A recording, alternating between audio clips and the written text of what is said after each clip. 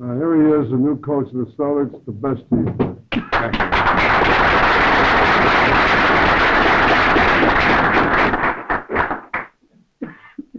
Well, and this is a little different for me. To say I'm nervous is an understatement, so we won't go through all that. I know now that I'm getting old.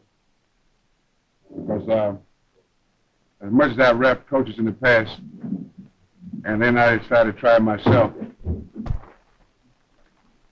And knowing all the players, you know, we got a lot of guys that been around this team for quite a while. We've got Sam and Casey, Havlicek, Sanders. Guys like that have been around 3 and 4 and 5, 8, 9 years. And so there are other things. You know, it's tough.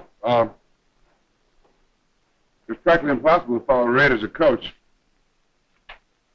You know, he's got a pretty good record.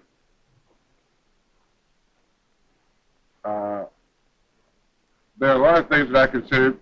First of all, if Red hadn't assured me more than once that he really, sincerely wanted me to take the job, I wouldn't consider it. Or I wouldn't have considered it. Because all that I know, or a great deal I know about professional basketball, I learned from Red. I watched him and I've learned as much as I can from him over the years. And I still expect a great deal of help from Red. So Red has set a lot of good examples for me in procedure and everything. We're going to play pretty much the same type of ball next year, but there'll be a different coach. That's about it. If anyone has any questions they'd like to ask me. Bill, are you going to be a carbon copy of Red Auerbach, or will you be your own coach? Nobody could be a carbon copy of Red Auerbach.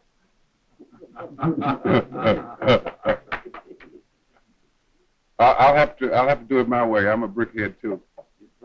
That's why I follow Red. I'll be a hardhead just like he is. Bill, you don't have to play 48 minutes of every ball game next year? Well, I got an inside line of the coach now. I don't know about that. Any other questions? Yeah, Bill, you have Red timing, you know, it's really particular things that put up and down, next year after the playoffs, before the playoffs, during the playoffs. Well, I can answer that. To the mic, Red? Well, the only thing about that is simple.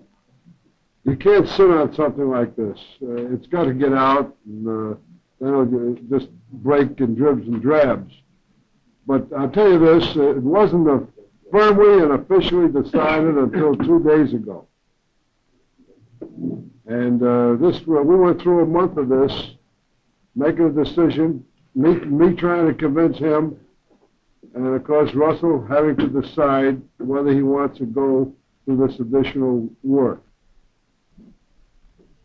I think it's a great thing. I think it's a great thing for basketball. I think it's going to be absolutely fantastic. Why? Well, there are a lot of reasons. One is I don't have to pat him on the behind anymore and say go out and get him, because he's going to have to do that himself. So you got a tremendous motivating factor. And anybody who's over 30, you sometimes need additional little motivating factors. I'll rub it in.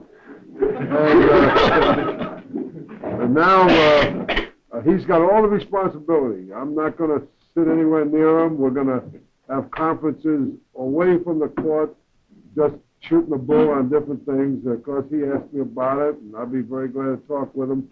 But he is going to be the boss, and he's going to run the ball club.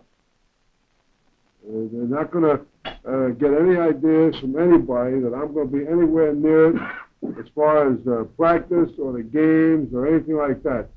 The answer is no. That was my stipulation to myself when I retired.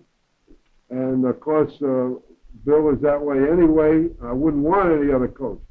I wouldn't want a guy out there that's going to have me on his tail if I was that kind of personality, and I'm not. And you believe me or not, I'll stay away from it. And that's what he wants. So, is it possible in the fourth quarter to play center, coach,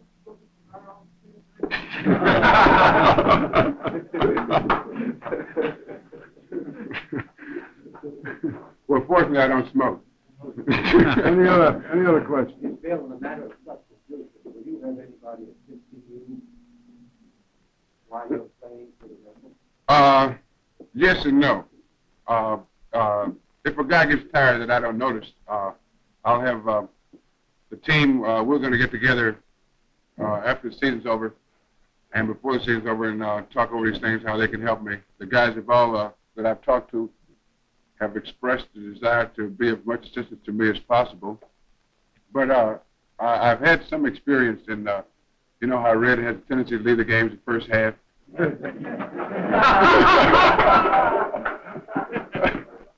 And so I've, you know, the guys tell me, I said, if you're tired, let me know, and we'll get another guy in there. So I think we can work that out relatively simple. You know, actually, this is, in a sense, I'm probably the tallest coach in the history of the league. Other than that, I can't say exactly, pinpoint one thing as to what made me change my mind about coaching. Because when Red first asked me, I thought he was putting me on. And then he said, in his nice, clean-cut way, that he wasn't putting me on. If you know what I mean. So I told him I'd think about it. My first consideration was the team. I had asked myself, first of all, did I think I could do a good job? Would I be the best man for the job? And then did I want all the aggravation I've seen Red go through for the last 10 years? And so, being somewhat of a nut, I figured that it might be fun. I don't anticipate any problems with the guys, because one thing that we've always had in the Celtics is mutual respect. And we think that's the most necessary ingredient for a winning combination. Because the most important factor is respect. In basketball, we respect the man for his ability, period.